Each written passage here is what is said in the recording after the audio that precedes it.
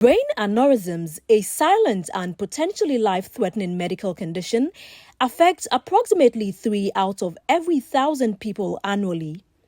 Referred to as cerebral aneurysm, this tickling time bomb lurks within weakened blood vessels, capable of rupturing at any given moment, leading to dire consequences. This condition does not discriminate based on age, impacting individuals of all age ranges, but it is more frequently observed in women over the age of 40. One courageous survivor, Doris Osei, takes us on her miraculous journey after her diagnosis with a brain aneurysm, revealing her inspiring story of hope and resilience. I remember on the 29th July 2013, I had finished everything in the evening, and then whilst brushing my teeth to go to bed, I felt this severe pain. And, all of a sudden, after the pain, then it radiated into my neck, and my neck became stiff. I couldn't do anything, so I was rushed to the hospital. The scans didn't show anything, and I had the scans at the diagnostic center at East Legon. And because of the headaches, I was being always taken in an ambulance. So nothing showed that it was brain aneurysm, but they suspected it was a migraine. So I was given medications and later discharged home. And then a few days, I felt unwell again, vomiting with severe pain. I was sent back to 37. I was there, with my medications, and then some of the medications were changed. And then later, a neurosurgeon who was also at 37, a consultant neurosurgeon, Dr. Victor Smatabe, was contacted. So he came to the ward I was, and then assessed me, and then said I should be taken to the neuro ward. And then later, Dr. Victor Smatabe came and then said that it was brain aneurysm. I had to, look for funds and then go to India for the treatments. How did you feel when you were diagnosed with brain aneurysm? How was the feeling like? Did you even have any idea what brain aneurysm was or is? I didn't know what brain aneurysm was. But then anytime when I was on admission, anytime my headache subsided, I go to my phone to look, to find out what it is. And then I realized it was something that was killing a lot of people. And in fact, I even read that about 50% of the people who get brain aneurysm don't even get to the hospital. They die before getting to the hospital. So I was scared. I was really, really scared. And then I didn't think I was going to survive. I even told my family I wanted to have a video done for my daughters, but my family refused because they said that, if they had done that, maybe I would have given up.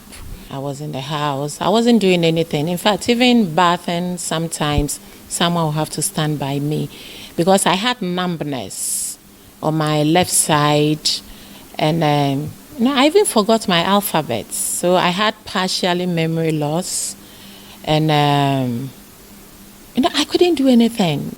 What was running through your mind minutes before the surgery? A day before the surgery, I spoke to my family and then asked them to pray for me, and that the surgery was going to be tomorrow. But then, if I die,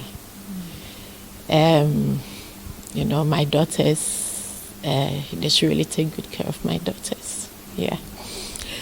So the very day, I just prayed, and then I asked God to take care of me. How are you living? Life is stressful sometimes. How do you deal with stress? Well, it's stressful, but then I have, after surviving, I made up my mind not to let things worry me. If there is something I can do, I will do. If there is something I cannot do, I will not bother myself. Resilience.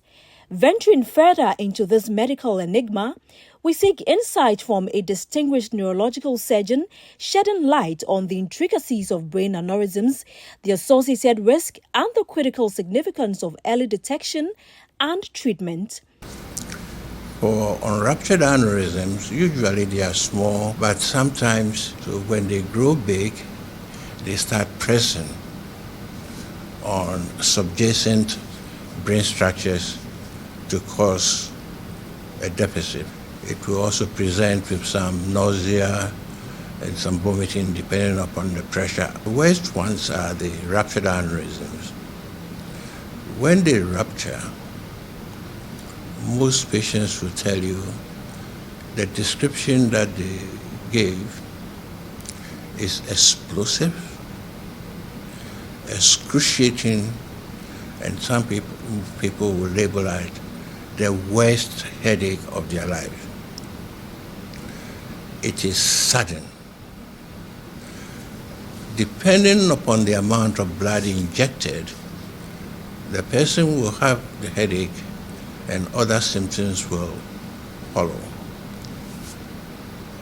Otherwise, if the pressure built up from the blade is high, they go straight into coma.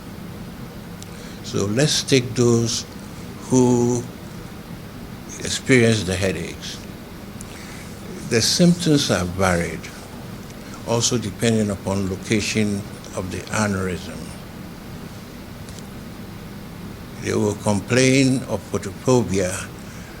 They can't stand light, bright light. They will hide in a dark room. Stiff neck. They get nausea and they will vomit because the subarachnoid space is continuous through the spinal cord, down and everything. Majority of aneurysms will rupture between age 35 to 60. This is in the productive years of a person's life. Also, there is a difference. It occurs more in women than in men. The ratio is 3 to 2.